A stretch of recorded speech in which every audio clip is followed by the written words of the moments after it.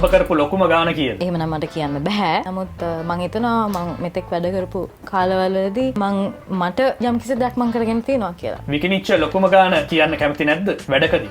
විකිනිච්ච ලොකුම ගාණ මම නම් විකිනෙන්නේ නැහැ කාටවත්. මම මගේ දක්ෂතාවයන් මට පෙන්වන්න පුළුවන් නම් මට මගෙන් වැඩක් ගන්න පුළුවන් නම් ඒ ස්ක්‍රිප්ට් එකට අනුව හෝ ඒ ෆොටෝ එකට අනුව හෝ මොකක් හරි දෙයකට මම ඒ වැඩේට අදාළව මම මගේ වැලිව් එක මං කියනවා.